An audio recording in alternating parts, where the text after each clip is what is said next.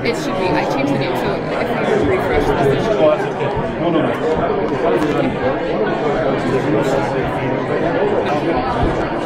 It's coming from this.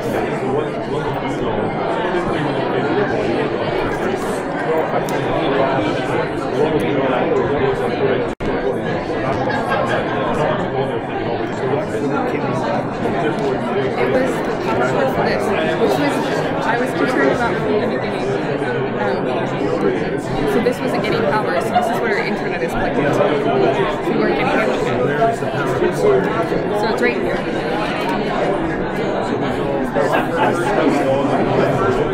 So this fell on top of it.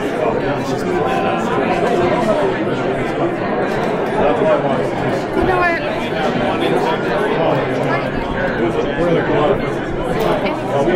Like we could have just lost internet. We lost internet.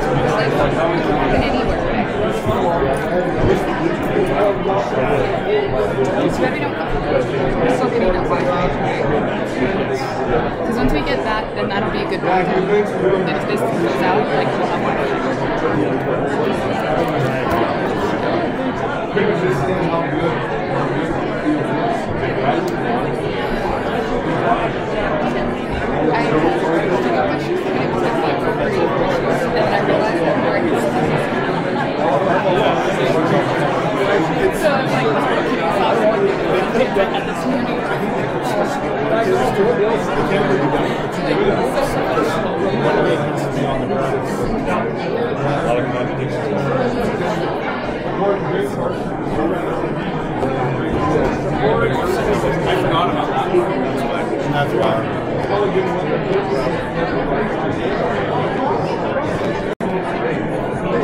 We'll be starting in 2 minutes. If everyone will take their seats and give the candidates, thank you.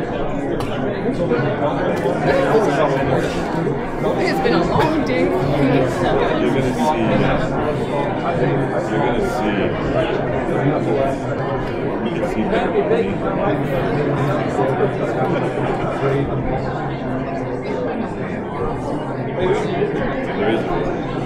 If I was there, I would just say,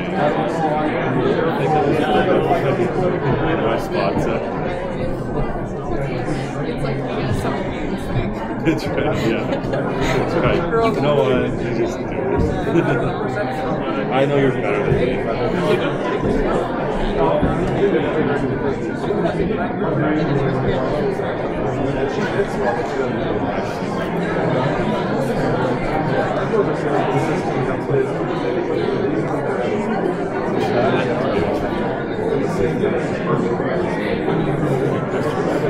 They will be, seriously.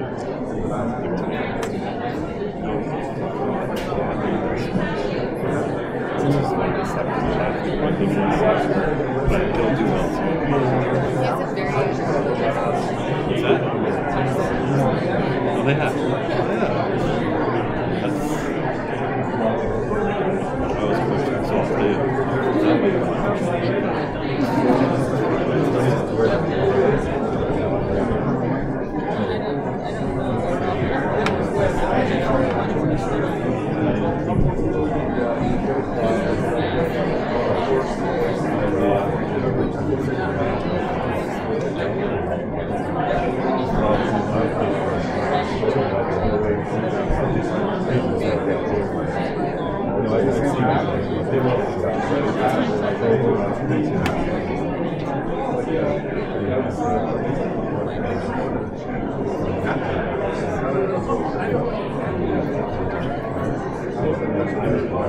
Hello, everyone.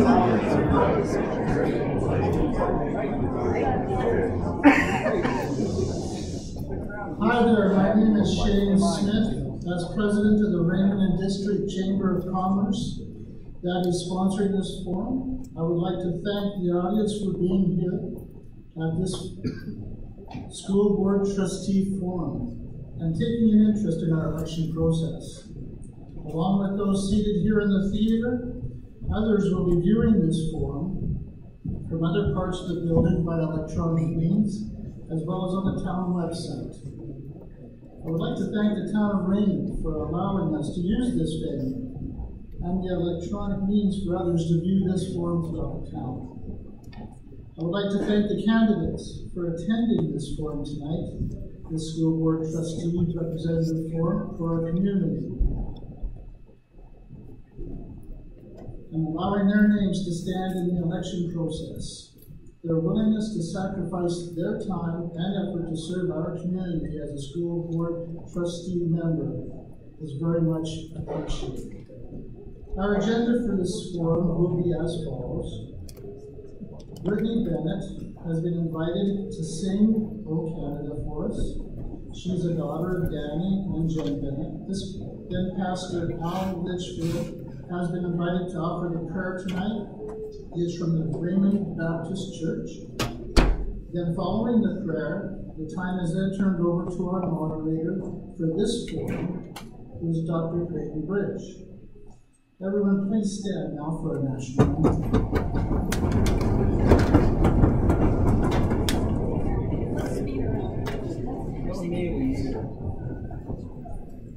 Oh, Canada,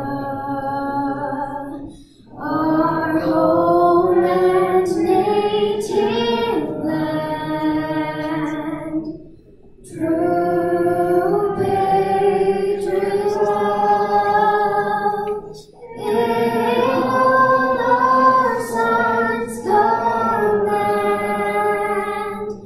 with glowing hearts we see thee rise, the true North, strong and free. From far and wide, O Canada, we stand on guard for thee. Oh God, keep our land glorious and free. Oh Canada, we stand on guard for thee. Oh Canada, we stand on guard for thee.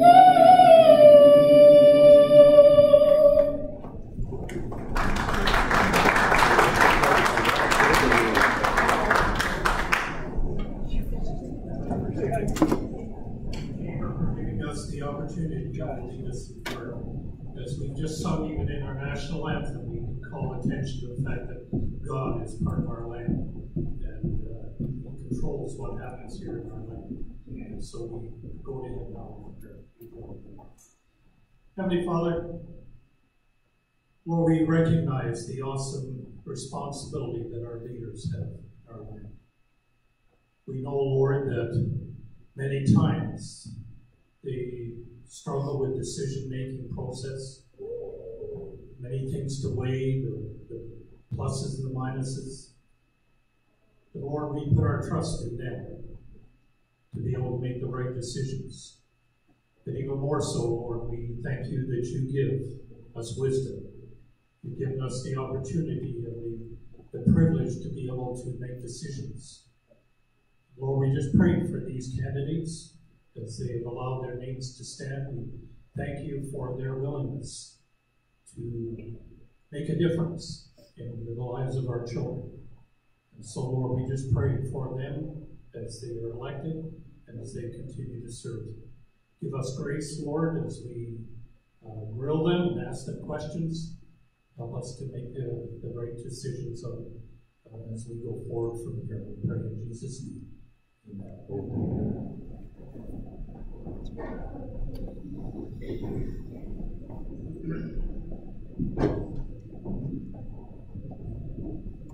Kind of fighting with this mic here. Once again, I feel very honored to be moderating this forum. I want to express my personal gratitude to the candidates. We have such fine people willing to represent us and put their names out and be subject to public scrutiny. And I'm honored that you're all here tonight for this event. Thankful to Pastor Al for his prayer and Brittany. I just love when she sings that song. If you look behind the candidates, you see 3 flags there. You know, it's pretty obvious that Canada is the best country in the world. There's lots of good places. And isn't Alberta the best province in Canada? And isn't Raymond the best town in Alberta?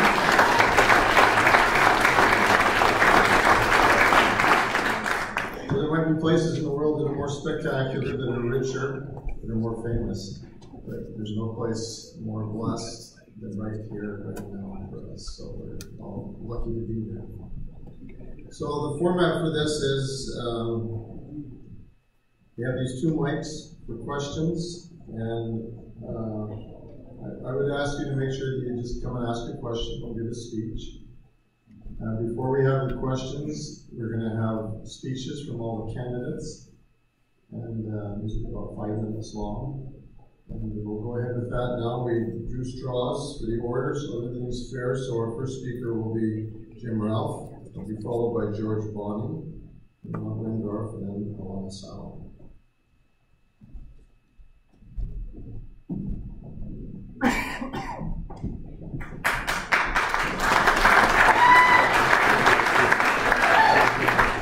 It's great to be here. I applaud you for your perseverance. It's been a long night for some of you, but it's also recognizes how important education is to all of us. I see a lot of parents and a lot of grandparents and some community members. I also applaud the candidates that also have interest in our students and our learning and education in Raymond, and them putting their names forward. Thank you for that prayer. Appreciate that. I'd like to introduce myself a little bit. As I say, I'm Jim Ralph. I've been in education for 34 years. 19 in the classroom, and the remaining years as vice principal, and the last 6 years as a principal. Some people would come up to me and say, well, you couldn't be a good candidate or a good trustee because you are too pro-teacher. And you haven't been removed from the system long enough. Rest assured that that is not true. I am pro-student learning, and if any of you were at my schools, I see some of my former colleagues as well. Every decision that ever was made by me, and should be made by anything in education, it has to be based on what is best for student learning. If that's your first commitment to, you will never make the wrong decision. My number one asset, I think, is people have said that, I've had 2 or 3 people say, well, you're too close to the source, you're a member of the Boys Club. That is the farthest thing from the truth as well. In fact, I'll just verify that for you. There's a person in leadership in central office that's made it very public that he doesn't want me to be elected. Ironically, when I left my retirement party with some of the central office staff, I just made a comment in passing. The next time I'm in this office, maybe I'll be your boss.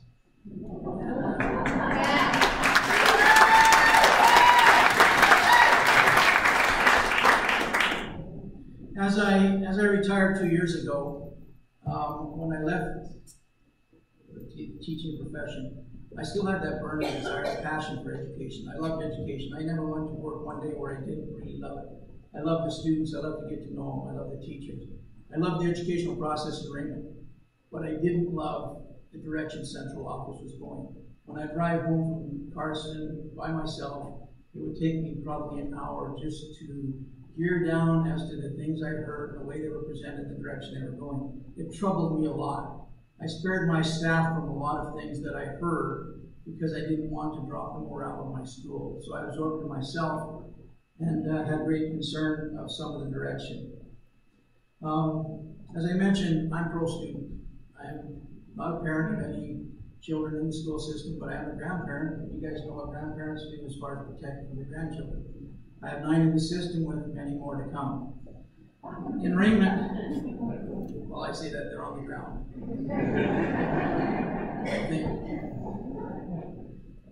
As we've heard before, and we all know, these people would verify it as well, we are proud of our culture and our school system in Raymond. It has been built for over 100 years. I was a student that went through that system, my children went through my system, and my grandparents now went through that system. It's one that we've established, and there's high expectations that go with that. People expect their children to be educated so that they're ready for the world, so that they're prepared for jobs, that they are prepared with life skills that they can take forward as they graduate from our high school and our school system. I'm proud to say that I am proud to have been part of that. Raymond is not an average community. I used to tell my teachers, we can't expect average marks because we don't have average students. We had the best students. I used to tease the other principal and say, I'm like the Maytag repairman as far as discipline goes. And that's great for you parents because they've been taught well. They've been taught respect. They've been taught that hard work. They've been taught that school is important. Student preparedness for the real world is important. As I say, it's a special culture. And we expect our students to perform at a high level. We also have a growing population. Isn't it exciting in Raymond to see the growth? And as I was talking to Mayor Bondi the other day, he was explaining some of the demographic changes, the number of young people that are coming into this town. What a great thing to bring life and excitement back to people at my age, not you, but just me. To see them and their children grow up and the schools large in size with that growth maintaining, sustaining itself in the schools. But that also creates a problem with space. And I think we're aware that we can see portables being put on, and that's about to go to the junior senior high, which is going to look like a jigsaw puzzle and take up a lot of play space. I think it's imperative that we get a new school and move one of those schools off school grounds. I've already presented that in some of the meetings I've been in. Our class size is always a concern, and that's where our resources have to be put in the right places so that the money being spent again is not based on student learning and student learners. If any of you have been in the high school, I was embarrassed to take people in there. The band room was probably double the size. I used to fight and say fire regulations. Kids couldn't even get out of here, the sound decibels. And I fought a hard fight that I didn't win. That's why I'd like to be on the other side of the table. Is that 5 minutes? I'd like to be on the other side of the table where we need a band facility. Some of the other things that I really concentrate on, central leadership concerns. The people up there are not respecting our parents. I can give you examples of that. There's bullying, belittling, and no collaboration on their part. I feel teacher morale is an all-time low. Teachers are still professionals. They're still doing their job great. But the moral. Maybe that too, I don't know. Teacher morale, I think, is an all-time low. I don't think that they're being heard. I think a lot are working in fear. I've had people come to me and say, I don't dare even go to a forum because I don't know the repercussions. That makes me sad. Budget review is another thing. Are we spending the dollars in the best place? Are we spending for students? I can go over that, and maybe some of you ask questions. I'll give an opportunity to do that. Is everything happening up there based on high ethics and in a legal manner? Two last things, relationships. We've got to maintain good relationships. Relationships are the basis of all success. Student-teacher relationship, teacher-principal, all that. Parents can be very involved. It's a partnership. And if one of those parts is not pulling its load, then the success of the student is jeopardized. So we need relationships to be strong. Open counsel or open door policies need to be happening where parents, because we have a lot of new parents in the community, all new parents aren't part of school councils, so they don't feel their voices heard. But they need to be able to take that opportunity and be invited to visit with principals and administration in central office. Last but not least is transparent accountability. Everybody needs to have that from central office. The principal has the standards. Teachers have quality standards. We are bound by legislation to do those things. We do those things because it's the right thing to do for students. That has to keep going. Teachers have to be accountable for the education of our students. I'm out of time. I had a lot more to talk about. I left a card out front I would invite you to pick up and use my platform. Also on social media, I put out my, about the second day after the nominations, I put out my platform. If any of you'd like to receive that, I can get your email after. I'd like to take the opportunity to read that. Thank you.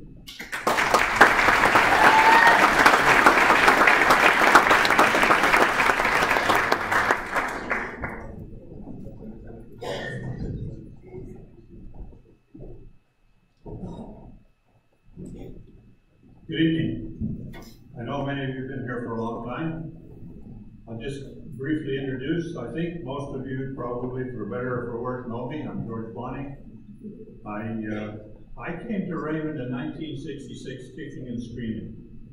I don't know how many of you know that. I didn't want to come to Raymond. I had a number of job opportunities, and the superintendent interviewed me, and I liked the things that were being said at that time in the County of Warner. And I said, well, I'll come to the County of Warner and teach, provided you don't assign me to Raymond, the Raymond High School.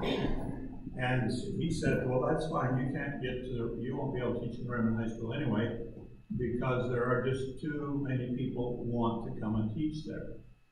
So I said, fine. 2 weeks before school started, I got a call from the superintendent saying, we need you to come to Raymond. So I came kind of kicking and screaming, and I had never been in Raymond before, but I had two good friends from Raymond that I met in university. We played a lot of tennis together, and they told me all these horror stories about Raymond High School. That was the basis I had for not wanting to come to Raymond. I came, and our moderator tonight was in one of my first classes. And that was an experience. A good one. But after about 2 weeks, I went home to my wife and I said, how crazy am I? This is the best place ever. I can't imagine having wanted to go somewhere else when I was assigned to the Warner School. And so Raymond it is. Raymond has been since 1966. I taught classes for 13 years, and then I became principal and was principal of the high school for 20 years. We did a tremendous number of things. It was amazing. We are losing that. One of the reasons we're losing that is because we have taken the authority of the school principal and put it in the hands of central office. We can't allow that to happen.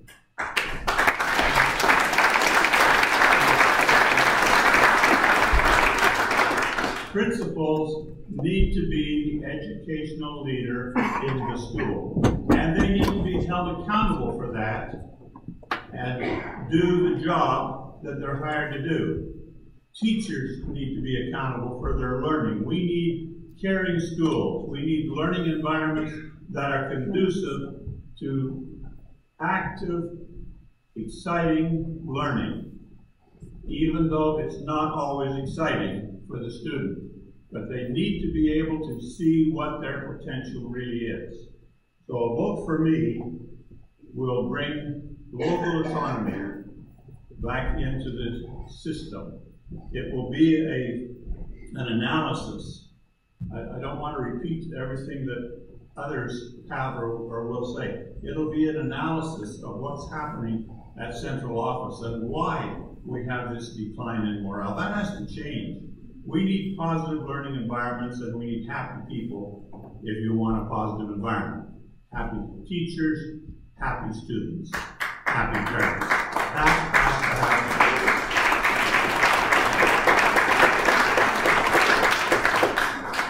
When I was the principal of the high school, we had a policy development committee in the West Wind Division.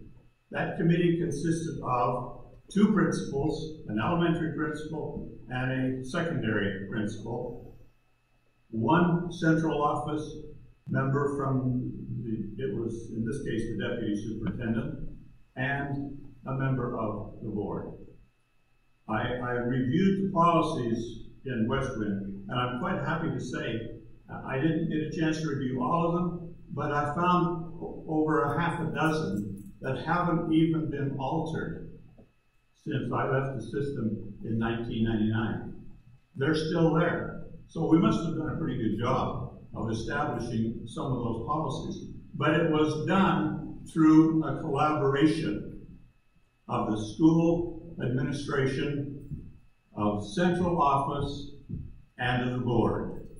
And until that group came together with a unified policy, it didn't go to the board for approval. So board's primary responsibility is to establish policies that can be utilized to promote learning. That's key. We need to promote learning, and we need to give everybody the opportunity from regular classroom instruction to the advanced use of technology. We have in Raymond something that many communities our size do not have, in fact most don't have, and that's high-speed internet. And we brought that into the community for a particular reason. And a great application for that is to expand technological developments within the school system. A vote for me is a vote for advocating local work, involvement, transparency, and solving problems. Thank you very much.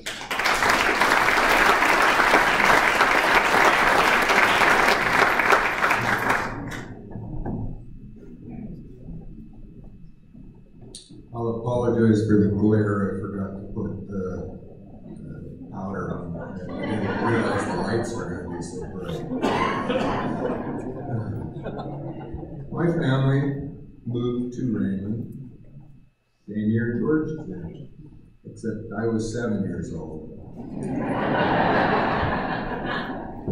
After serving 2 years in Michigan, I came home, married my childhood sweetheart, Sherry Mundorf, and together we raised 6 children, all of which went through the K-12 in Raymond schools.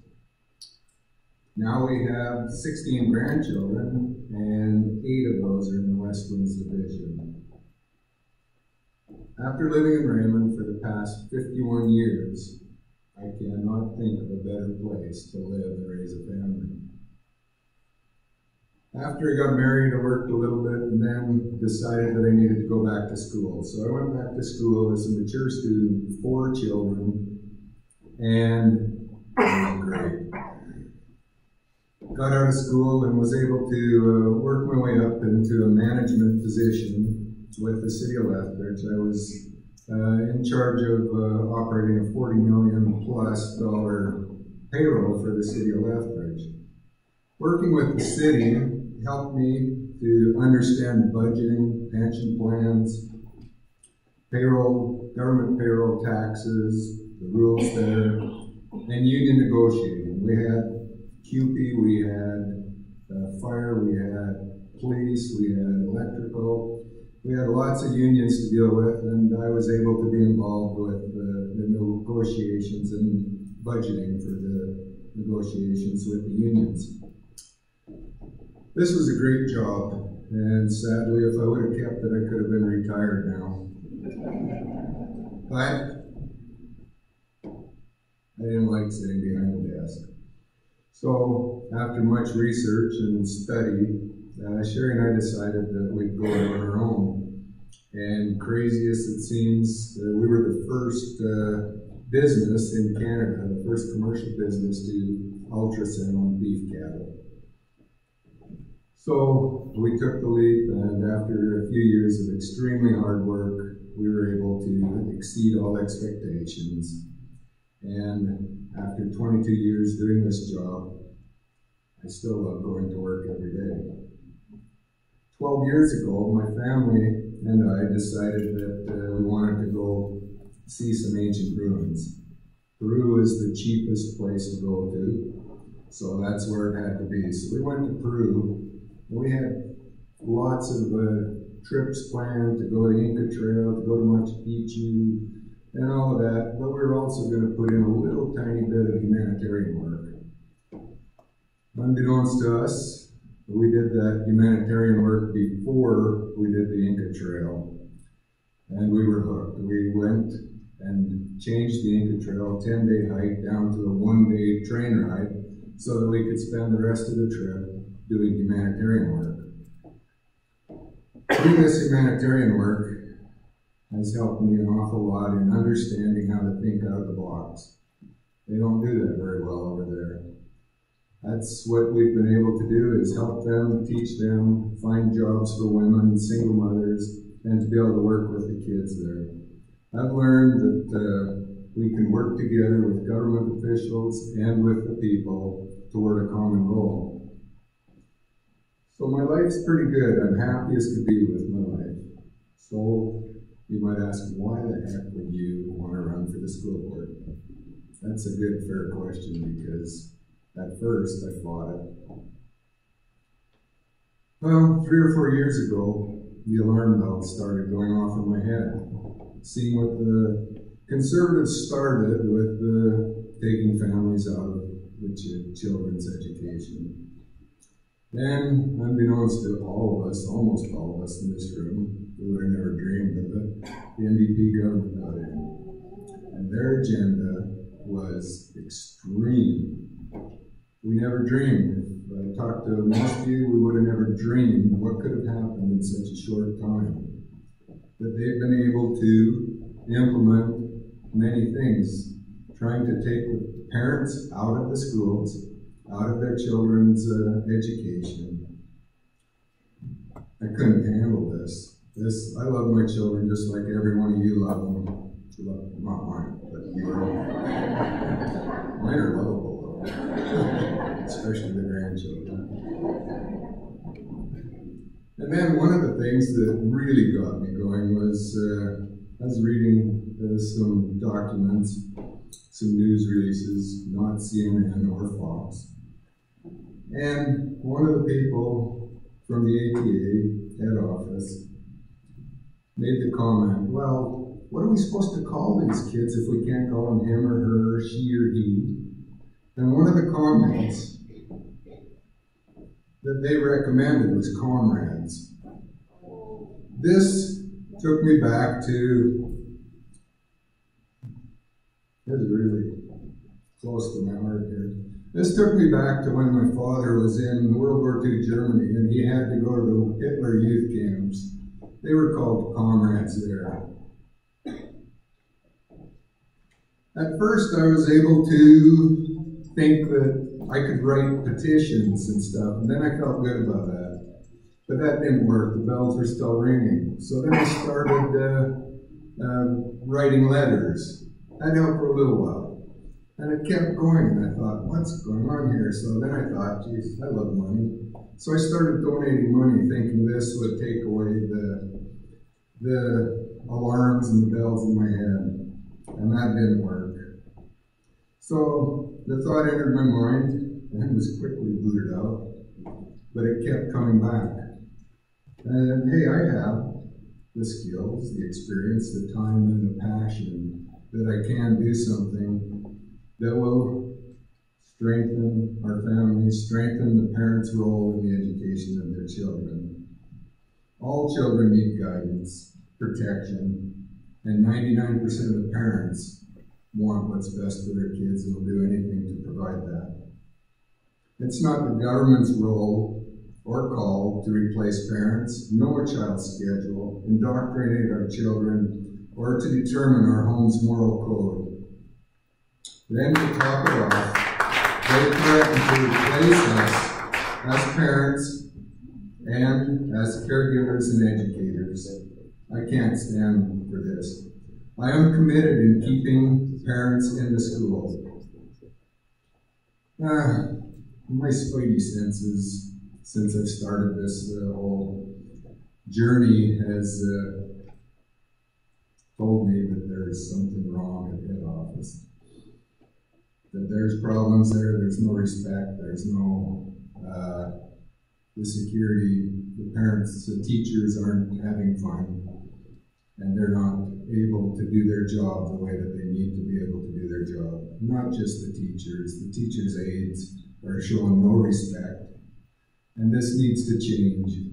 I have a plan how to straighten out head office, and I'm not going there. But I know that I can negotiate and I can work with others, and that we can achieve this common goal.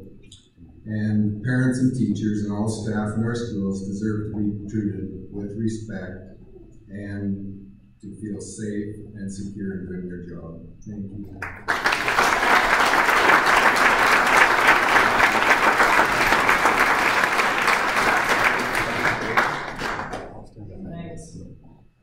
So I was really impressed to pronounce my name correctly. My name is Alana Sala, and I am a wife, a mother with 5 children in all 3 schools in Raymond.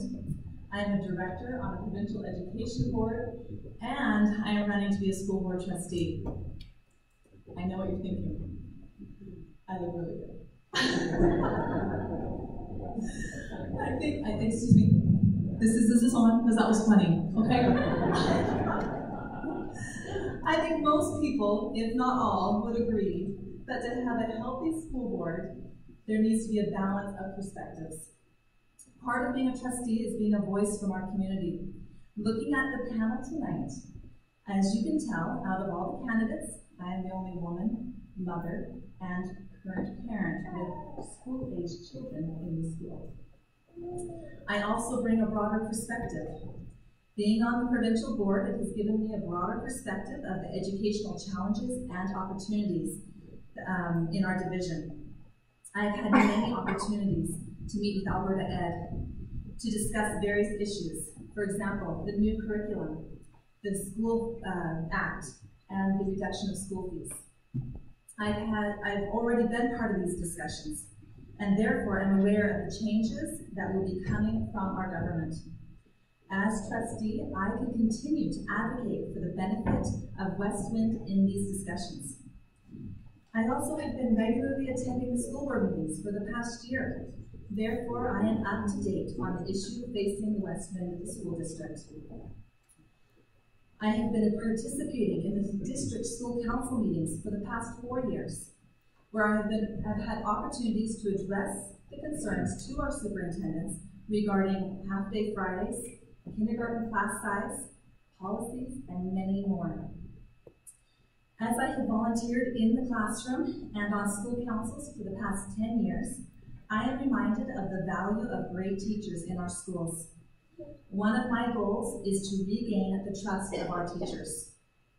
Teachers are one of our greatest assets for our children's education. Parents care about our teachers because we care about our children's education. I will also encourage parent engagement in education. Parents have a powerful voice. When school councils are established and functioning properly, it is through school councils that parents have a voice in education, locally, at the district level, as well as at the provincial level. As a parent who has children in all 3 schools, I can attend these school council meetings regularly. Therefore, I will be more aware and engaged with the parent voice. Studies show that when parents are engaged in their children's education, their children will do better in school. I will support student achievement by giving decision-making to principals. Principals know their staff and students. With consultation with their staff and parents, they can make the best decisions for their students in each community. Each community is different, and therefore the principals can cater to the culture of their community. I will also maintain community traditions through family values and education. Many in our community have unique values where we represent a strong faith-based perspective. I believe that there should be boy and girl bathrooms, as well as gender neutral for those who choose. I believe that parents should have to give permission for the child to join whichever club they choose. I believe that parents should choose whether or not they would like their child to learn about LGBTQ in the classroom. I also believe in this quote from Gordon B. Hinckley: "Each of us is an individual. Each of us is different. There must be respect for those differences. We must work harder to build mutual respect, an attitude of forbearance with tolerance one for another, regardless of the doctrines and philosophies which we may espouse. Concerning these, you and I may disagree, but we can do so with respect and civility." Thank you.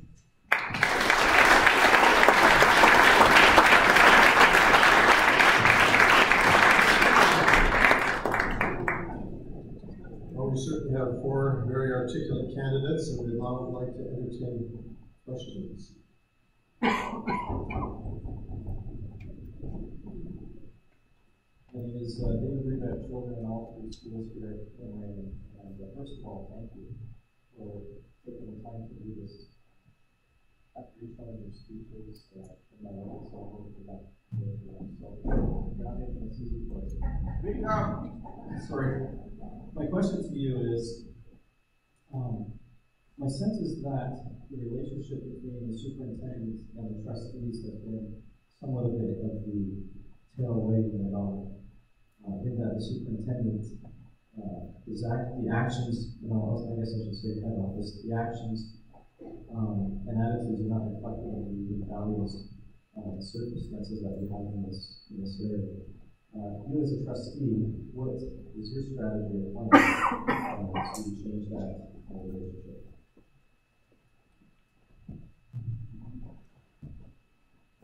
Excuse me.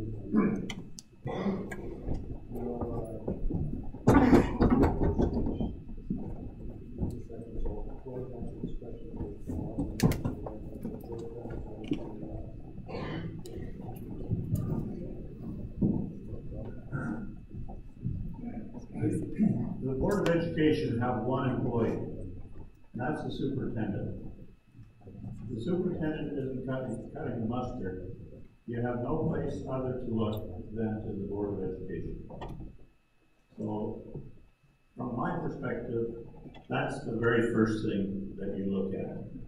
If the problem is at the head, then you need to solve the problem, whichever way that may take. And there's a myriad of ways that one can do that. But that's where it starts. Thank you.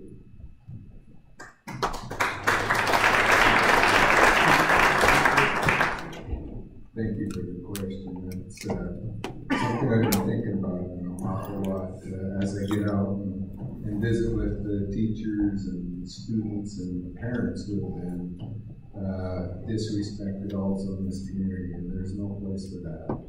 The teachers, it's hard to get them to say anything for the fear that they have of not so much being fired, but being transferred somewhere. This has to stop, and I've been thinking about it. That there has to be, there's a board, so there has to be a majority that leads to this not renewing contracts or terminating contracts. The thing that I've learned from negotiations in my own business and with the city of Lethbridge, with the unions and such, is that you can't go in there screaming and yelling, I'm going to change this. What has to be done is there will be those that are adamant that the person's the right person, and then there's us that are adamant that the person's the wrong person, and then there's those that are somewhere between, and that's those people that I want to approach and try and reason with them and try and get the majority so that we can remove the top and then get this respect and people where they can feel good about coming to work and not fearing if they say something that will offend somebody, and that's my plan.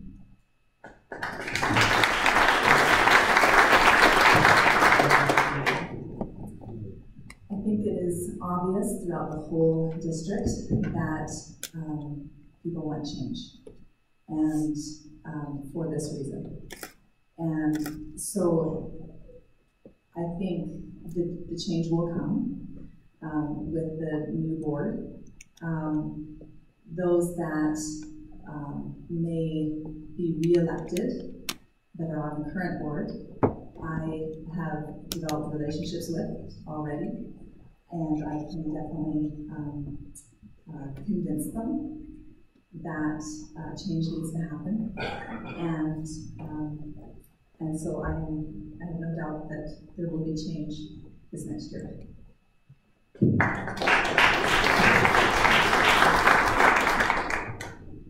Question on the floor is exactly what I have lived. One of my strengths, I think, is I'm going in and running. I know the inside. I know what's happening. I know the personnel that have caused the issues that we're addressing here. The thing that I get concerned about is taking advantage of people who are naive to the situation. We're trusting people. A lot of people go in there full trust and can be manipulated. I think that's happened to our previous school board. I know it has. The previous school board had good intentions. They were misled, they were misquoted many times. It means they would say the board wants this, the board wants that. I would talk to board members, no such thing had been discussed. Is it an issue that needs review? Absolutely. Does it need to be action quicker than later? Absolutely. Does restructuring need to take place? Does a different direction in this jurisdiction need to happen? Absolutely. We can't wait. I think we're at a very critical time, a very crossroad where if things happen, the collateral damage could last 10 to 15 years. I'm that convinced of that. I say that with surety. I know that. Changes have to happen, and they have to happen quick. And I'm glad to see the support of that here. I hope that the board is elected that can hear that, that can see that, and talk to previous board members about some of the issues that are on the table. I can't expound on anything else in regards to that, but that is one of the biggest concerns, one of the things that needs to be fixed so that we can get the morale here, so we get the local autonomy back into our schools, and it can be in the direction that improves our student learning.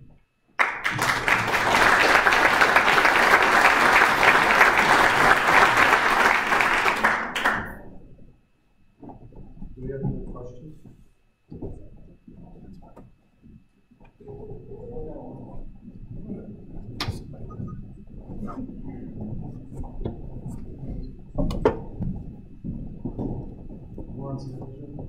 Bill 10 allows for the student to go to a homosexual oriented club without the knowledge of the parents. What is your opinion on it? Okay, Rob, would you first, then Alana, then Jim, then George. Good question. The Bill 10.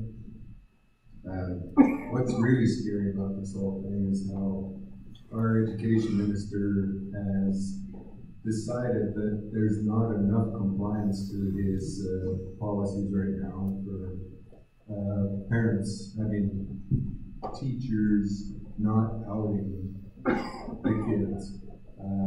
He's planning on making it law that it's against the law that you tell any parents if your kids join a GSA club. This is extremely worrisome to me. Parents have to give their permission if the kids go on a field trip. They have to give their permission if they want to play sports in school. They have to give their permission on everything. And this is something that is so much more important than sports or field trips. This can affect a child's life, and children at this age, they can't make these decisions for themselves. They need the guidance from their parents. And I think in my age group, we used to joke about these gay LGBTQ people. We would kind of mock them and think it was funny. And a parent needs to know that, because if I had a child who was part of the LGBTQ community, I need to know that, because the damage that I could do by not knowing that could be terrible, unbelievably terrible. So I don't agree with that, and that's one of the main reasons I'm running for the school board. Thank you.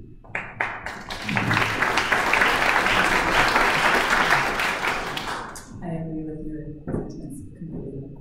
I had an opportunity to meet with Minister Egan shortly after the guidelines were presented, and this is all in the news. And I said, I'm from Raymond. And he's like, oh, I know where Raymond is. I feel like Santa's workshop with all the letters I've been getting from you guys. So I commend our community for sending in those letters.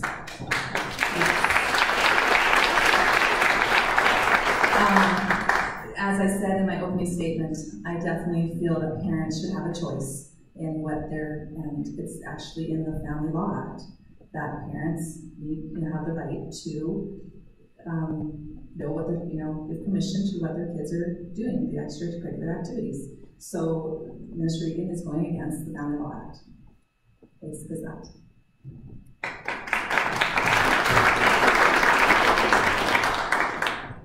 This is an issue, especially in the area of the province which we live. Many of you might have taken the opportunity to attend the forum last year in the draft of the issues, and some great questions from the Raymond community there. I agree with what's been said by Ron and Lana. The thing that concerns me a little bit about is when you phone parents and they hear that information from you, is the student being safe and cared for? They show us data where children are fearful for their parents' reactions, especially from the father. So what I would advocate is a liaison or some type of counselor that would be the go-between between the student and the parents. Yeah, the parents are entitled to know what's happening in the school. Another scenario you have to be careful about is sometimes these kids might be friendly of these people and just be in the support. Maybe the child is thinking about suicidal thoughts and could be easily grouped with it because they're hanging around with that group that we're talking about. I think we've got to be really sensitive to the needs of the student. There's a suicidal rate that is concerning to me for these students. So I think we've got to be sensitive. I agree with what's been said. Yes, I think parents need to be informed.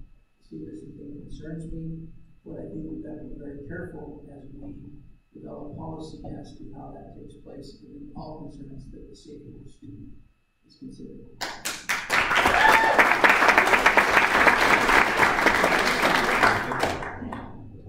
I too agree with everything that's been said. There is no way that you can logically take parents out of the equation of education. They're students, they're learning, they're developing, but it has to be done in a caring environment. We have to, as Jim has said, look out for the student first. This is really a hot button issue across the province. The other thing we have to remember is that this is a provincial issue. The local Board of Education has a responsibility to develop policy, but they have to develop policy within the laws of the land. They cannot pass policies that are contrary to the laws, even though we may disagree with them. So all we have to do is find a way to accommodate the very things that we're talking about here and turn our attention to the provincial government. Talk to your MLA, continue to write letters, as Alain talked about. They have an impact. We need to keep doing that, but we need to be stronger than that. We need to hold our MLA's feet to the fire to see that these kinds of things do not continue. We must protect our local rights. We cannot centralize all of these things. They need to be local with local solutions. Thank you.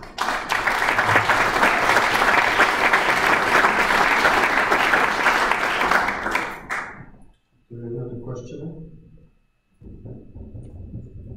Thank you. We'll start with Alana this time, so you can prepare yourselves, Alana, and then Jim, George, and Rob in that order. Yes, please.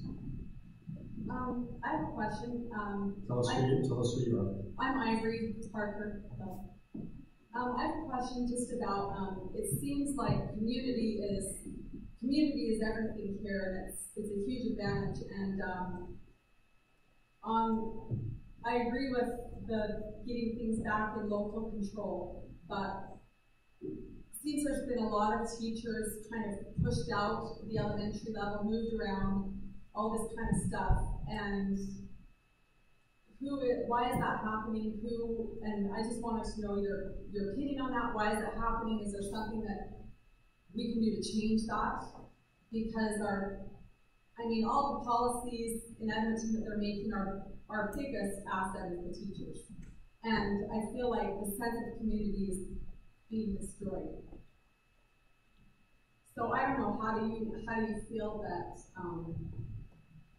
that can be addressed? Because I feel like it's almost like an elephant in the room.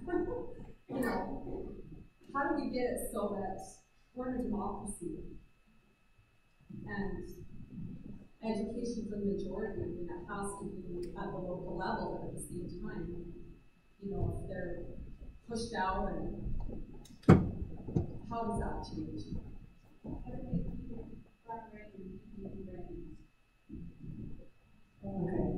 Like there's been teachers pushed out, moved around. I totally agree.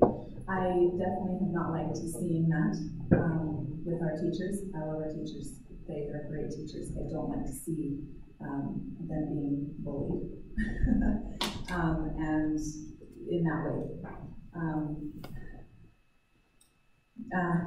That's a difficult one because I don't know who's in charge of it.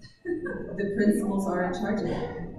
Okay, so if there's just Could we let all the candidates have a chance to answer before sorry for having a conversation. I know, I'm like, I would love to speak to you after. We can have a conversation.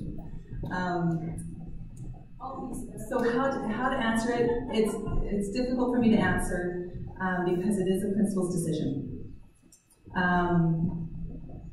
And yes, we do want, as I said, we want principals to be able to make those decisions. I think it really stems from, and again, everything's going to be blamed on the top,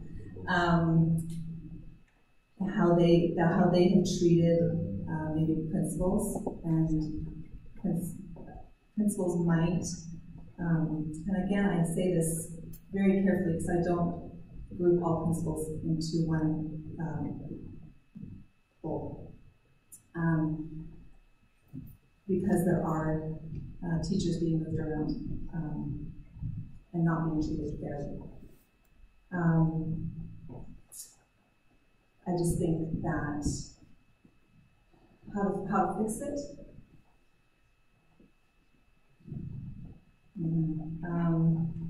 It's a tough one. It really is. It's really, as a trustee, I'm trying to think as a role of a trustee, I only have jurisdiction over the superintendent and the associate. So it's giving direction to the superintendent of maybe what we would like done in particular schools. Does that make sense?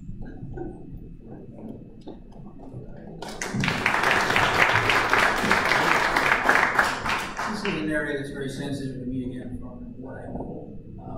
One comment by one of our leaders in the central office was, it's very toxic that a person go back and teach at the school that they graduated from, or the town that they live in. And that was kind of insulting to me, because that's exactly what I love. And many of you are. Do I have concern for transferring? Absolutely. I think I have concern because I think I know reasons why they're transferred, because there might be non-conforming. When I say non-conforming, maybe questioning leadership or direction in the school, where comments are made, if you don't like it here, we will have you transferred. There are people lined up to come to this school. Maybe not the people we want. Maybe we fit a certain mold. So I have that concern with that. My nephew was actually told, he's teaching at LCI, he was told by another leader in central office, it's so good that you're teaching in Lethbridge and you're not back at your own school, where you would really like to be. And I think there's a draw, and we talk about that culture. I mean, all things have to be fair in employment. You're hiring the best teacher, don't get me wrong. But to have young graduated students come back and want to be in Raymond, that to me shows passion and pride in our education. And that's what we need to sustain the culture that I talked about before. We can't let that slide. You know, I talked to a teacher at the Raymond Elementary, and he was talking to the staff and said, "You guys don't go 2 blocks either side of the school. If you come in, you parachute out." We need people to contribute to the community as well.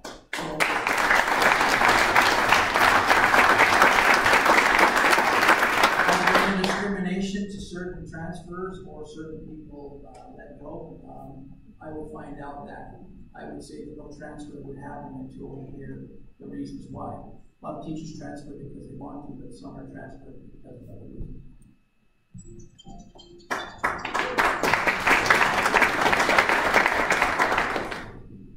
You have to hold the superintendent's feet to the fire. I know transfers are a delicate topic. I have no question in my mind that there have been some that were not made for the proper reasons.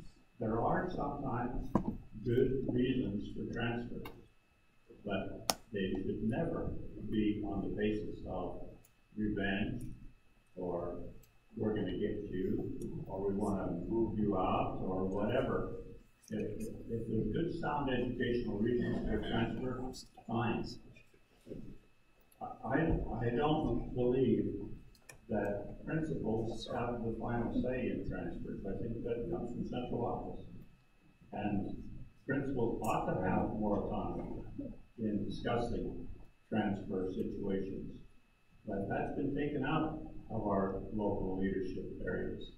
So we need to be very concerned about that. We need to build.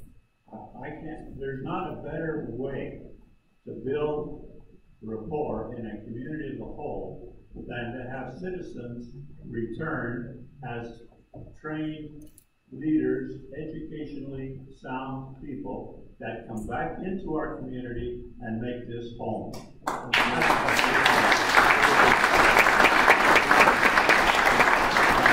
And that's what we should build on. And so we need to look at how the structure works in that whole process. And if there are problems there, and obviously there are, they need to be corrected.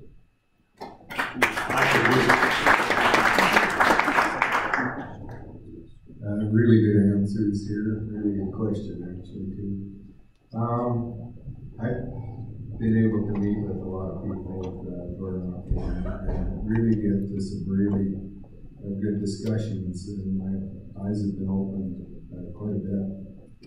And in my opinion, and it's just my opinion, but I think it sounds like more that the transfers that are happening in the elementary school, not so much from the deputy superintendent.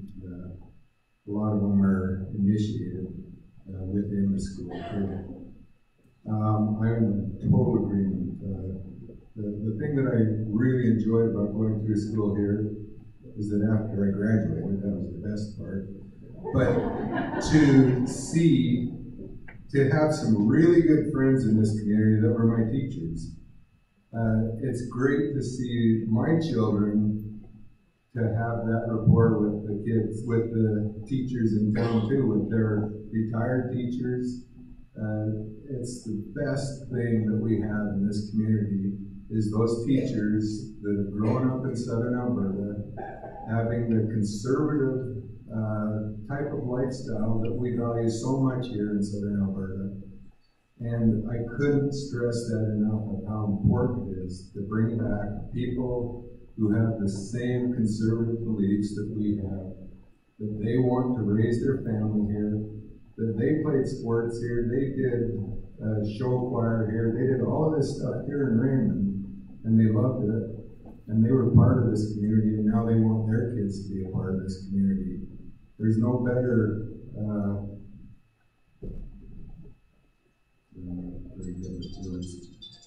anyhow, I think that the teachers, the transferring, my granddaughters had a brand new teacher right out of school 2 years in a row because of transfers, and I would love to see my kids having more experienced teachers that have done the courses before. But we do need good teachers, new teachers, but let's keep the good ones that we have to where they are best suited to be.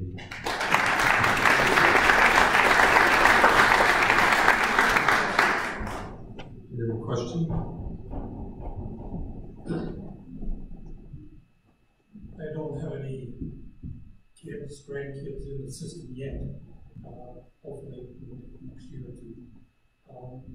One of the things that you've all espoused parental rights, and I appreciate that very, very much. My concern is when, as they say, the tire hits the road, and you get a direction coming down from north that says this is the way it's going to be. How willing are you going to be willing to stand up for this? Okay, start. Thank you for the question. Start with Jim. And I think George explained that a little bit. When we get legislated law in schools, whether it's by the School Act and legislation that affects education, we're bound by that. I think we've got to be proactive before that. Would I, as a board, put principals in a compromising position where they could be charged? No, I would. Do I think that there needs to be certain parameters in place to protect the rights of everybody? I don't think anybody's rights should ever trump another person's rights in regards to anything that is said. But I would be very cautious if it's law to go against it. Like I say, I think we've got to be proactive before it happens to the law and do the things with our MLA, with our boards, our school board association, and those types of things.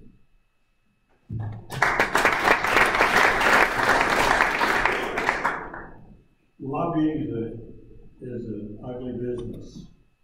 I've been involved in it for the last 10 years. But it's a necessary business.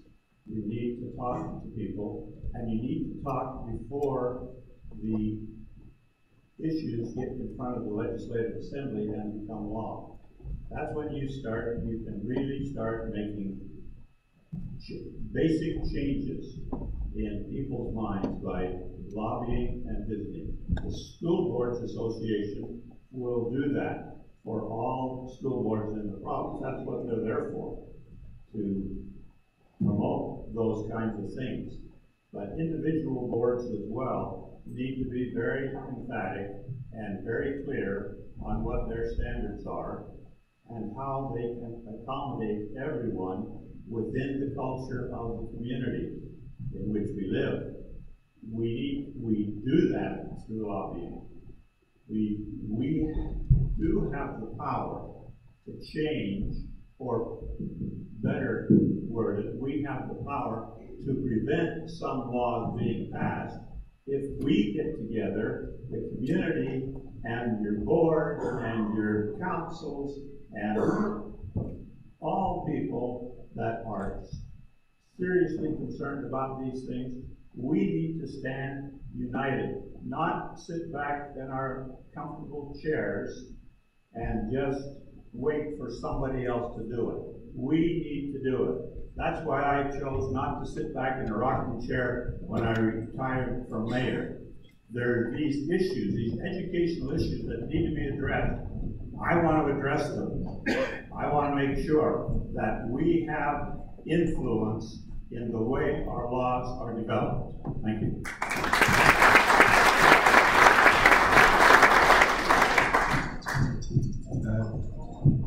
Just to be clear, right now, there are laws that we can fight. The minister's proposals there are many laws that say that he can't do what he's doing. So I know the previous school board has been proactive in this to some extent. I don't know the full extent, but they have in place a lawyer who's set the perimeters and said what is the law and how they're going against the law, so that we are in a position to be proactive if we have to take the minister in Alberta Education to court. We need to be careful as a board, because Minister Egan has threatened that if you don't keep his policies, that he will replace the board, and the new board would be a lot worse than who we get on from here. Not here.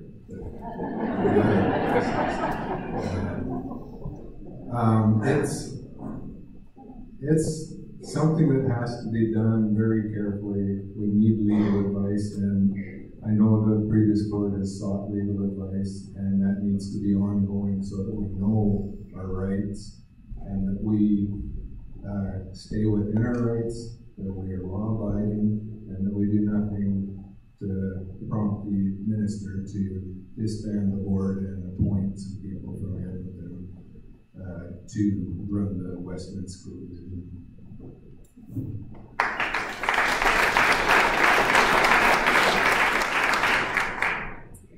Okay, well, I'll say it again. I think parents have a powerful voice. And we've had an experience already with our current school board, where it was a parent that brought it to their attention that that what the direction that the government was going was against the law.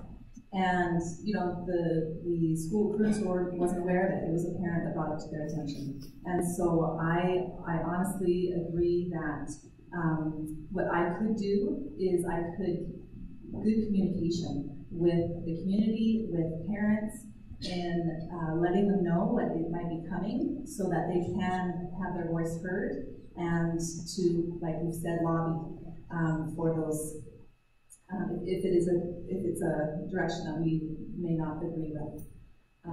Those are my initial thoughts on that.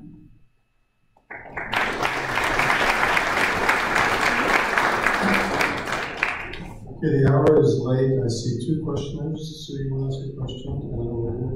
So those will be okay. Well, I can stay all night.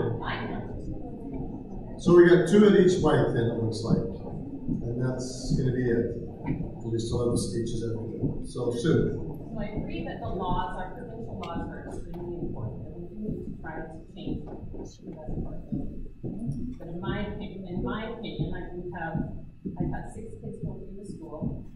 George and Jim were my children's principals, and I have 12 grandkids, and they all live here. So my concern is, how are you going to, in my opinion, the most important thing is to involve the parents, increase teacher morale and our principals' morale, so that we can become a community, feel comfortable in walking into our schools and being able to talk to these people so that we can together change the laws. So in my opinion, first thing should be, let's change how our teacher morale and principal morale are. How are we going to do that? Thank you. George, I think it's George's turn. One has to remember, we didn't get to the position that we obviously are in tonight overnight. That was a process that was taking place for I don't know how long. 3 years, 4 years, whatever. So we're not going to solve the problem overnight either.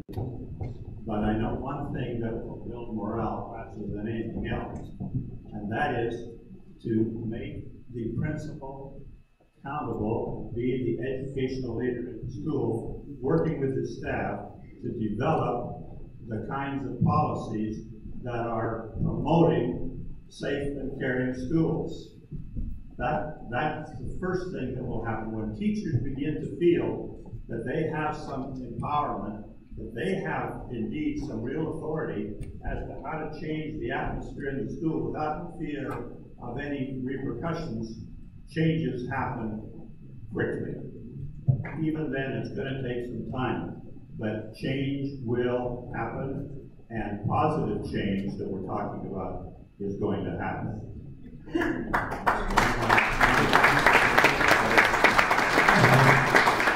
Ron's next.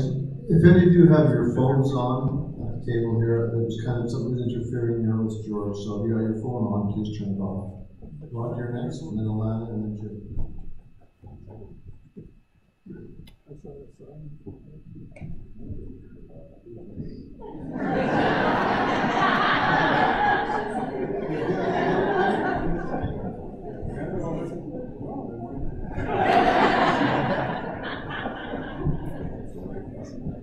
I just updated to a new something it told me to this morning, and now I gotta relearn my phone.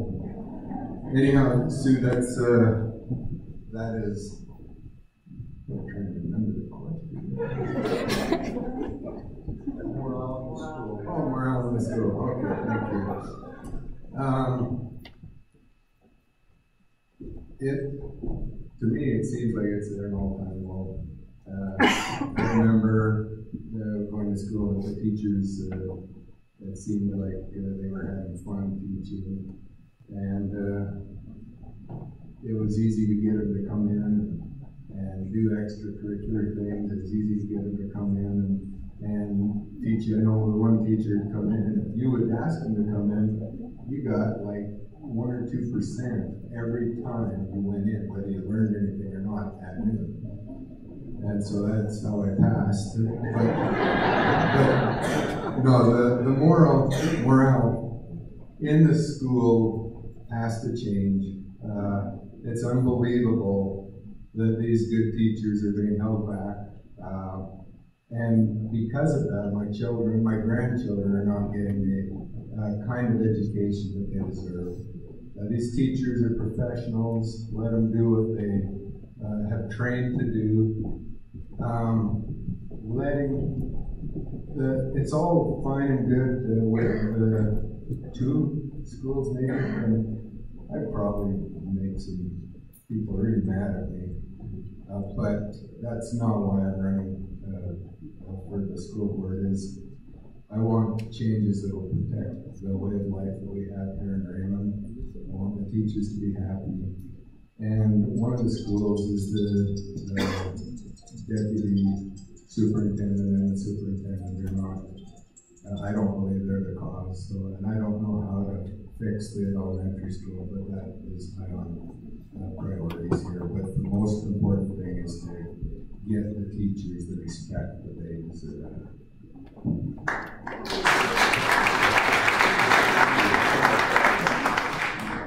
All right. First of all, you asked 2 questions involving how to involve parents. Of course, I've addressed that through school councils. And for teacher morale, first of all, these are my initial thoughts. Those that are responsible for the lack of teacher morale need to be accountable. We need to stop micromanaging the principals. We need to allow teachers to have a voice, even if it is contrary to what I believe or whatever. They need to be able to have a voice and not be reprimanded.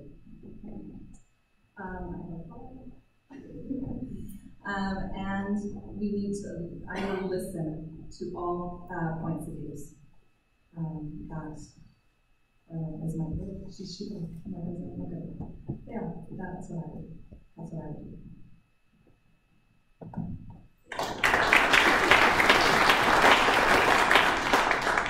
First part of that question is involve parents. Parents are a critical part of the talk here in the educational process. I think now, from my perspective, parents are more informed as to happenings in the schools with meetings and information coming out by social media or some device. But there has to be a big part of that involvement, the parents have to stay active. Let me just take you to grade 1. How many of you were all at the grade 1 when your kids were very first in school? You go there and they show you something they've cut out, and everybody can go on about it. When they get to grade 12, there'll be nights where we have parent-teacher night where we have like 8 parents, 10 parents, 12 parents come. So parents need to stay very involved in the process. I know sometimes they feel like they get left behind when they get to high school, what can they really do? But parental involvement is very concerning. We talked about central office. I want you to picture this. A group of principals sitting in a principal's meeting with the central office staff, where you would expect much collaboration, much discussion, finding a better way, hearing other opinions, disagreeing, debating, those type of things, to try to come up with the best solution. I was in my last few years, I didn't really care, and so that's why they would like to see me out of there, being another principal. We spoke to everything that we thought needed to be addressed that affected student learning. That's not the case with the principals nowadays. They are afraid to say anything out there. They're afraid to present their opinions, and that filters down to the morale of the teachers. As I say, their teacher morale is at an all-time low, and it can be changed very quickly. Whoever's elected from this board is going to be perceived as a modern-day Moses, as the teachers are delivered from bondage.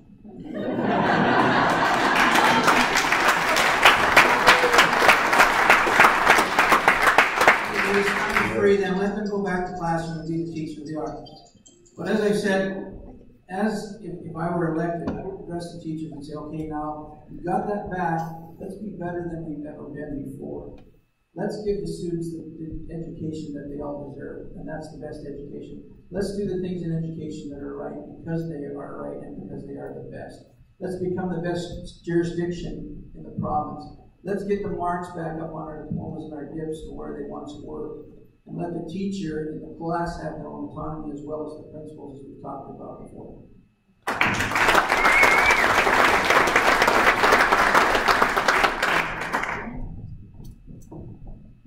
Hi, I'm Natalie Ball.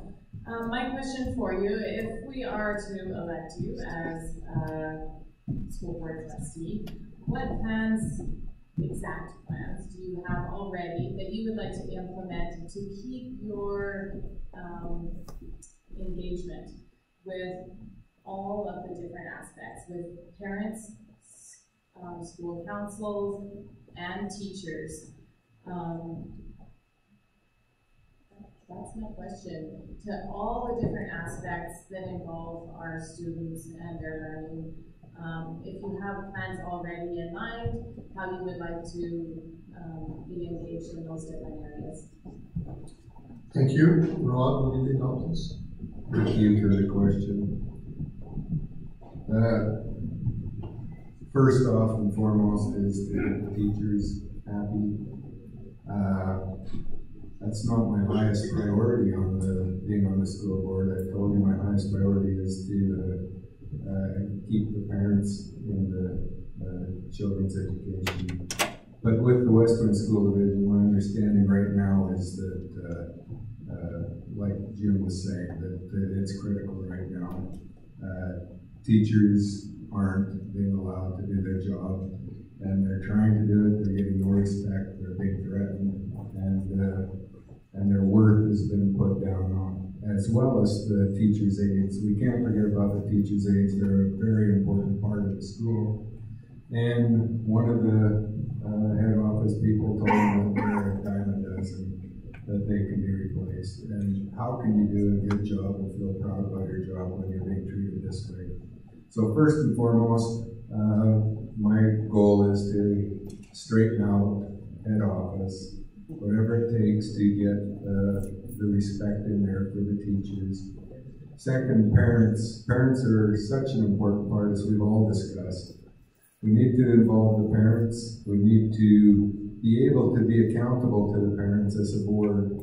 I will never turn down calls. I will answer everything. You'll know exactly how I vote on every issue. And the students, I want to be able to meet with the schools be able to have parent nights where we are able to get together with the parents. They can discuss what they're perceiving. And that's, with my life right now, I have this time and I have the desire to do whatever I can to get this back to where it was when I was a kid. And it was really good when my kids were in the school system too. And I can see a lot of teachers around that my kids love and I love them. And I'll always be grateful for them. But they felt good about themselves and they were respected.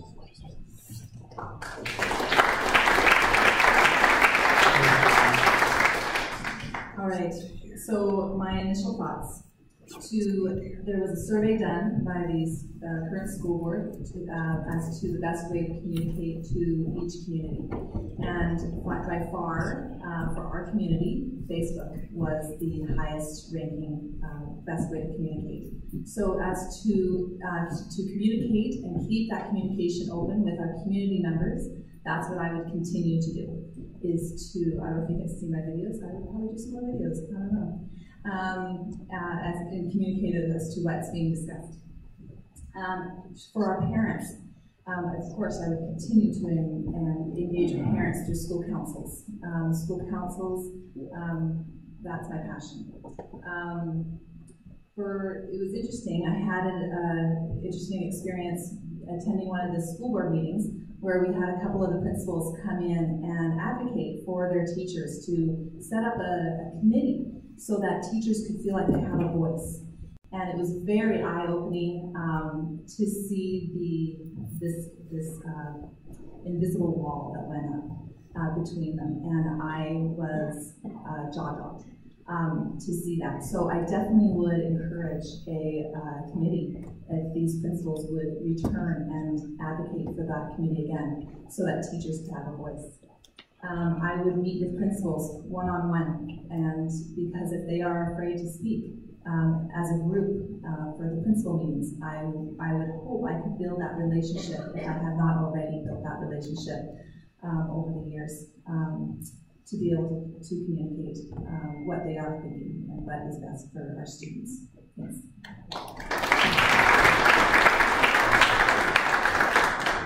I think one area that's very important and the critical part of this whole thing is developing relationships. You know, if we have good relationships, have trust, we feel loyalty from each other, we will do anything for each other. I go back to the first thing I learned as a principal to change a student's behavior was to build the trust and show that I sincerely cared about them. The student would quickly change their behavior and the problem was over. With the staff, the same thing with the principal. If they trust their principal, they know they're loyal, he keeps them accountable, then the process moves forward. It's a collaborative thing, but it's built on trust and it's built on transparency. It's important as we engage that we form this partnership, as has been mentioned before. Parents are part of that partnership, the student, the teacher, the principal, the central office. All partners have to be contributing. There has to be a balance in that area. There has to be responsibilities from each of the areas as well. But we can't step over the toes of each other. The principal is over the school, he's accountable for what happens in that school. The teacher is responsible for the classroom. The board is responsible for the superintendent. That right now to me is something that needs to be reviewed immediately. And when we get that, you'll see engagement take place and parents will be involved in the process and the education process will return to where it once was. And we'll move forward into this next century with progress, with development, and we'll be up to date in every area that we need to be.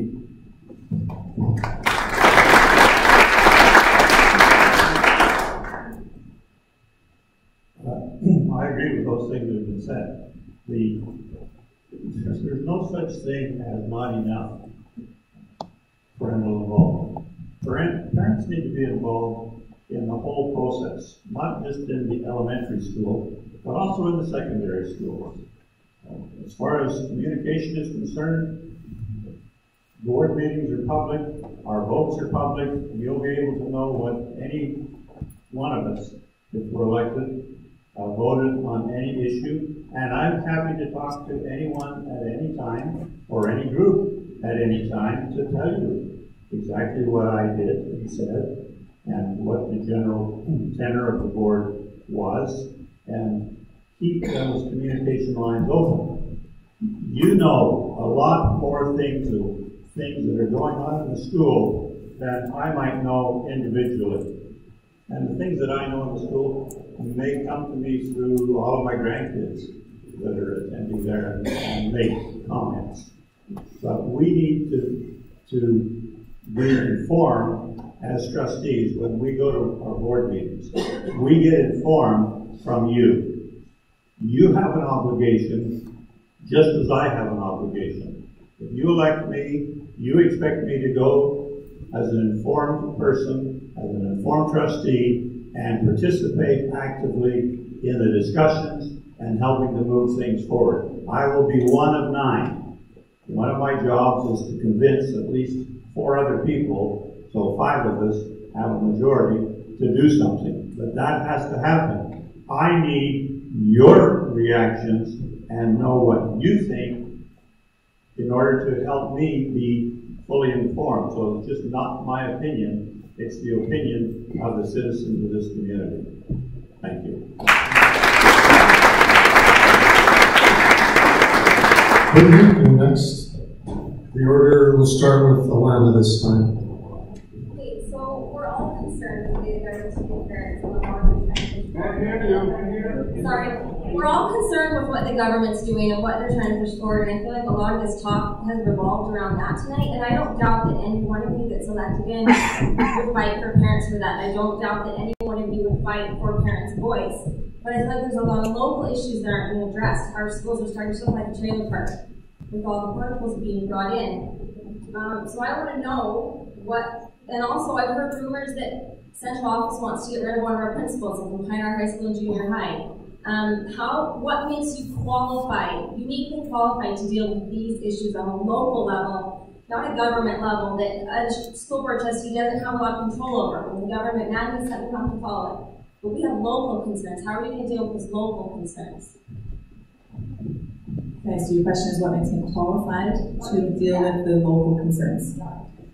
My passion for our kids' education. It affects my children, and I care. I'm passionate about our community. I have to admit, I'm biased. I am biased to our community. I'm biased to our teachers. I am biased to our parents. I think that with that passion and excitement and knowledge that I bring from my experiences, I definitely can advocate for the changes that you've addressed in with our buildings. I definitely agree that our buildings are too small. Especially the band room. I've been advocating for that for a while. And I've looked at the numbers. They are just getting bigger. So that's definitely something on the horizon. But I will definitely be advocating for our community. Thanks.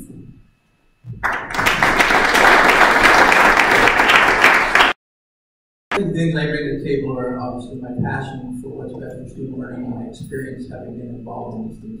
I've been involved in discussion about the room at the school. We've got 3 schools on a couple of blocks. In my opinion, and I said it when it happened, when we went, we actually, if you can believe this, we downsized to a right size. I don't know what statistics they were looking at because the growth was on the ground. So I thought we sold our soul as we gave up the other school, and we condensed and proud of ourselves. That to me, I was involved in that process, and I fought it to where one of the superintendents, was the superintendent, would not talk to Mr. Beezer and I. He would tell somebody else to talk to us. So I've been involved in quite a few interesting meetings, you might say. But my solution to this is to take one of the schools off. Let's move the junior high. Move them to a location where they would be independent from the other schools. Then you wouldn't have room space because the elementary could take part of that high school wing and the high school could use part of the other wing and create a new school. I think that would take care of it. That is, to me, an urgent need. That growth is heading into the junior high. What the solution for them is to say squeeze them in, so larger class sizes. Teachers are moving all around from classroom to classroom. Nowhere to help students during that, in high school especially during the prep time. And so that's a big concern. Again, what we got to base every decision that we make is what's best for our students. And I think that question takes it to that. You talked about the combining of the junior senior high. That would not take place without much discussion on this community to look at the pros and cons. I have not heard that would happen, but that was one time when it was in Raymond. We had junior senior high. The numbers are higher, but I think that would have to be a local issue, and much discussion would come from that.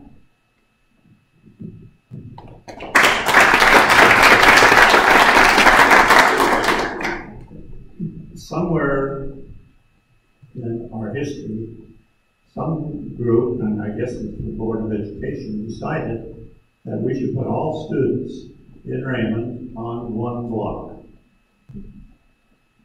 That might have been fine when we were a population of 1,700.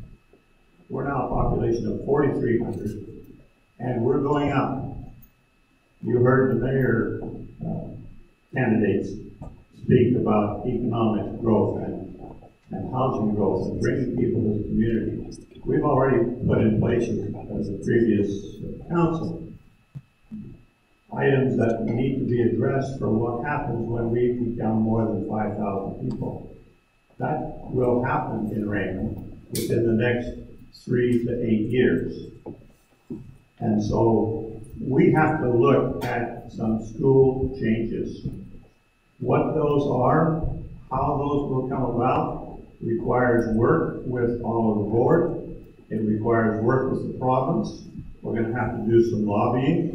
But obviously, we cannot continue to go the direction that we're going, and our population is here to stay.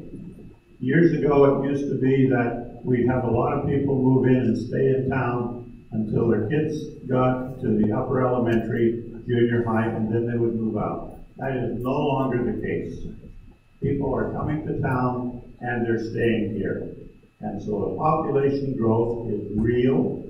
It's vital, it has to be addressed, and it can't be addressed by continuing to put more people, more students in one small location in this community.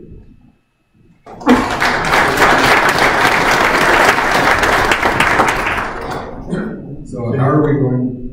Oh, I'm sorry, did it again. You did that to Kathy, too. Question, how are we going to deal with the local problems? My experience in real business, in government finance, in budgeting, in building large projects, has given me a lot of knowledge on how to go about getting these starting projects like this and following through on them. It's not rocket science to know that we need to get bigger schools. Everybody here understands that we need bigger schools. I've got experience with large construction and financing and how to go about working with governments. So I think I am qualified to work with the board and try and get this school building project going. It's not going to happen. The schools aren't going to be built while I'm on this term. It's going to have to start. We're going to need to get some more of those air-conditioned units that the junior high likes more than their regular classrooms in the warm months. But we have to start the ball rolling, and that is very high on my agenda. The local issues with the teachers, we've all discussed that. We know what has to happen, and we all agree with that. How we're going to do it might be different, but the final thing is that we need to change the way head office runs. Elementary schools, this small town, it's awesome for the rumors that were in there. And kicking out principals, I don't know, I haven't heard that, but I don't hear a lot. I think there's a lot of, I don't know how much, it is bad, but it's not so bad that we can't fix it. And that's my goal, to fix it.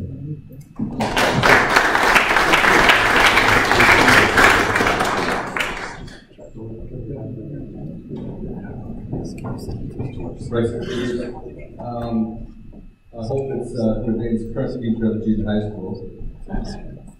Sue asked one of the questions I was looking at, and then Whitney asked another question. My concern is about central office. Seems like it's gotten bigger the last few years. Being in professional teaching, we noticed that we have shortages with educators and EAs. What would your plan be to go forward with increasing EA and support for students in need in our classes?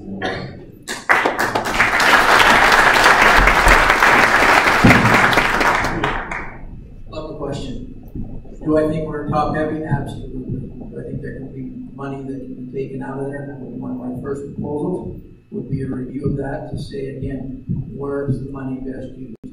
It's interesting every time we have contract issues, it's human resources that is attacked because it's probably 85% of the budget. So if you go back in history, and some of your EAs in here that I see, what did they cut in hours back to? 19? You know? Anyway, the easiest thing was to cut EA, which probably in the end result was probably $50,000 at the most. A place that affected students was ridiculous to take that cut, take them back. So on Fridays you're trying to manipulate the kids because the EA's hours were up to save an hour a week. Probably had something to do with benefits and other things too. But an area that to me was ridiculous because it affected the student revenue. Central office, to me, a whole review needs to be happen up there. Let me throw another question. I hope no one's pregnant. Is the best place for central office in Carson? Would be better in a central location. Look at the money that's spent in maintenance. Our workers drive to Carson to get the instructions to drive back to Raymond to work. All those type of things in central office need to be reviewed. There is a lot of money that is wasted in the budget. We need to take money that's put into other areas that goes back to the classroom. I think we need more instructional days, less PD days, and let's put it back and get the instruction to where we need it to.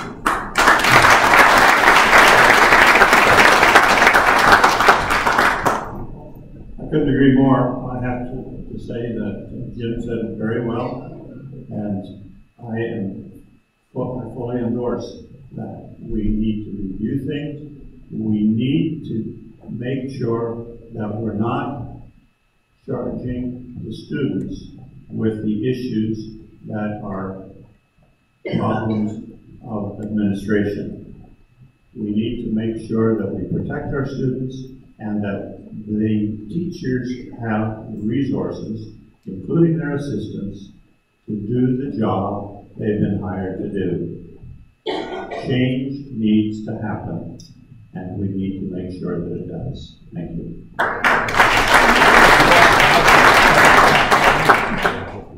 Change needs to happen. That'd be a good thing to say that this is all about, and it is. Change always is good. I mean, not always good. It's always happening.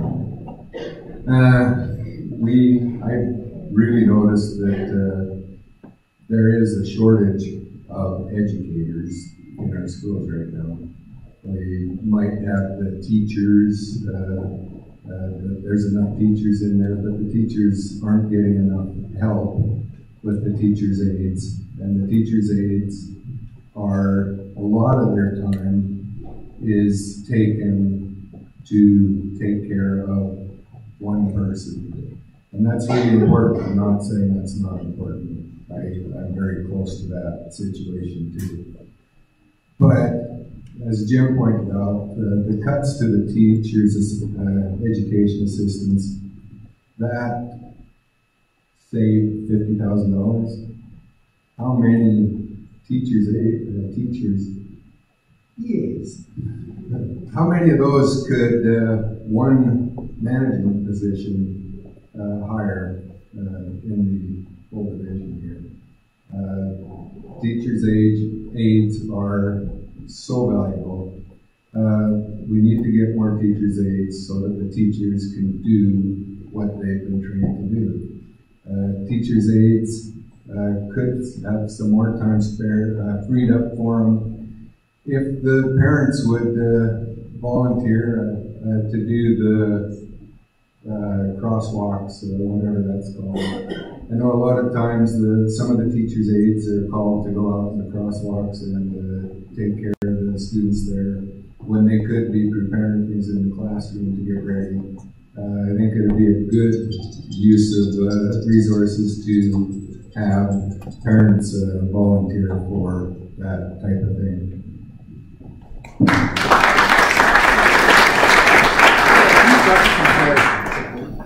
I definitely agree that I definitely agree that there needs to be some cutbacks in central office. I would definitely use that money to go towards in our classrooms for resources for our students. With EAs, there's a high number of special needs in our community. We definitely need and respect our EAs.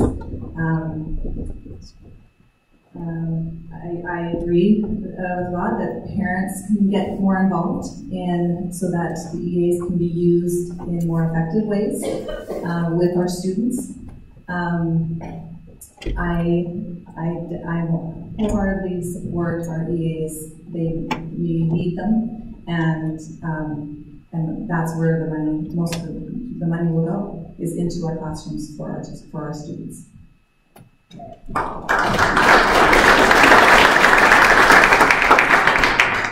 That brings your question period to an end. We'll now let the candidates make their concluding remarks. The order will be Alana, and then Rod, and George, and then Jim, which is the reverse order of the introductory remarks.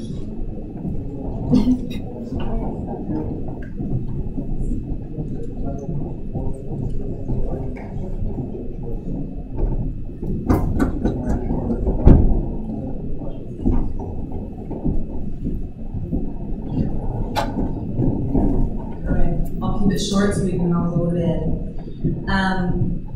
I have no doubt that the issue of the district leadership will be resolved within the first year of the new board.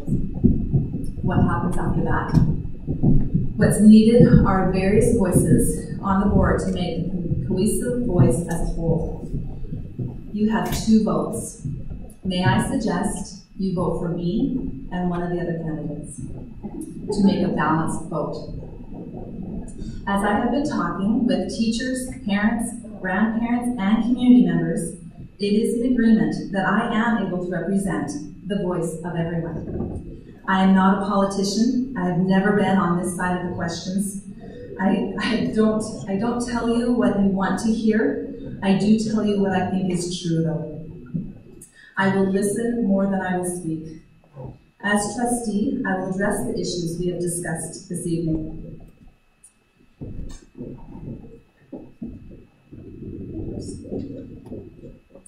Like many of us, I have a hard time thinking on my feet. I'm sure I'll go home and think of all the things I could have said better. I hope tonight you've been able to get to know me better and feel my passion for students. That is why we're all here, isn't it? That is why I'm running to be a trustee. That is why you are here tonight. That is why teachers and administrators do their job. We do it for our children. I appreciate the opportunity to participate in this forum, to be able to clarify my view on education. I hope that I have convinced you that I am prepared for this job, for this responsibility. I am approachable for questions and concerns. If anyone has questions they would like to ask me one-on-one, I'd be happy to meet with you after. Thanks.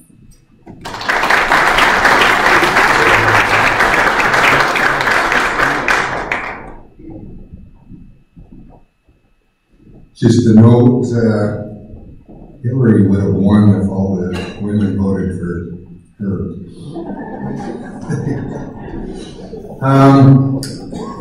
With my experience, as a government finance officer, entrepreneur, and a successful business person, along with being a loving, caring parent and grandparent, qualifies me to be your trustee with the Westland School Division. I bring with myself much experience in budgeting. I bring with myself much experience in negotiating. I have never been beholden to a union. I have never spent most of my life belonging to one union, which makes me be able to think out of the box and be more open to negotiations with other things. A lot of the negotiations has to do with teachers. He made it very clear that this won't affect him. I've never had that, so I know it won't affect me. We live in a very conservative area. I want conservative teachers in this area too. I want family-oriented teachers. I want them, as they come here, to feel like this is the best place in the whole world to teach. I want them to want to have their families here, to raise their families here. Repeating what I said in my opening remarks, there needs to be major changes in head office. I feel that 1 year is too long.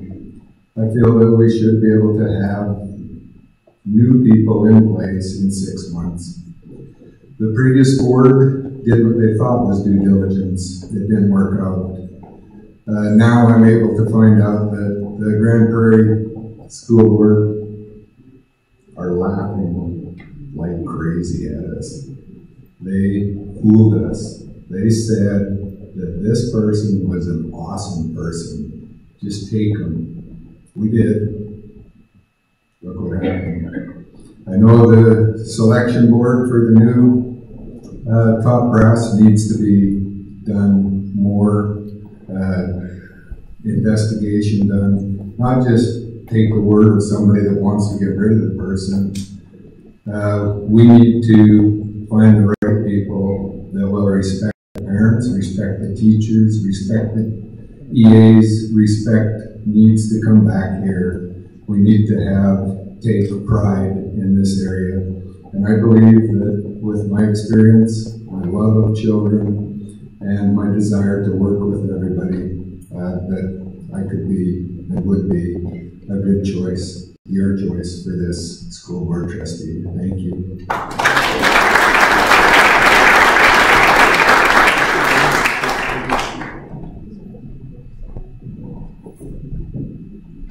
You've been very patient. I'll be very brief. A vote for me is a vote for having a strong advocate around the Board of Education. I have worked with many, many committees. I know how to work with other people. I know how to help sway their views. I know how to get the points we need to make across. I will be a strong advocate for you. I do feel very good, however, about the position that we're in this community. You have 4 candidates that have all expressed themselves very eloquently, well, at least 3 others, and you have a choice between good, better, and best. I'd like to tell you which the order that would be in, but that would be out of order for me. But you have that choice. Good, better, and best. Make it. Thank you.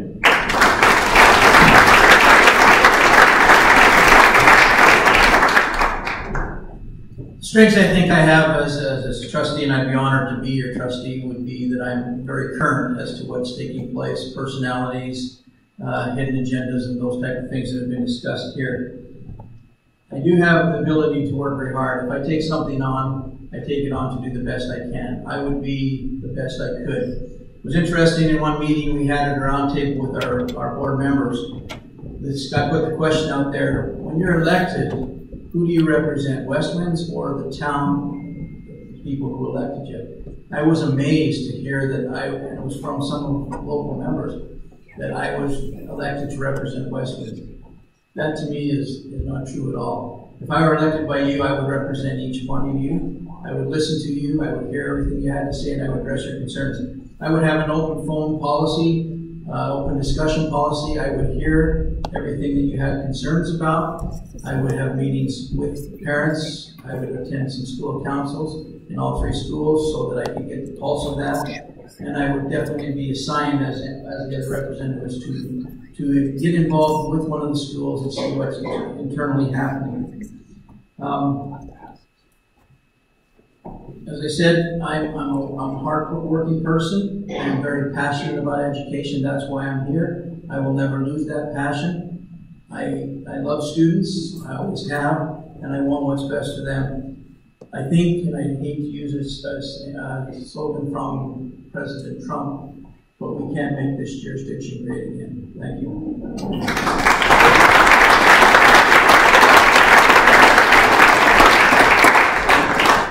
I think it's amazing. We have this big of a crowd, almost 11 o'clock at night, and I think it's amazing what a quality group of people we have here to choose between. Please join with me in giving them a round of applause.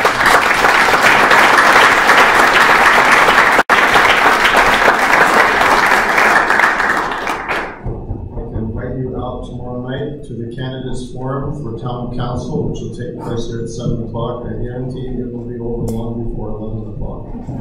Thanks again for coming. Just a second. I think what we should do is thank our moderator, Dr. David Rich, for a wonderful job tonight.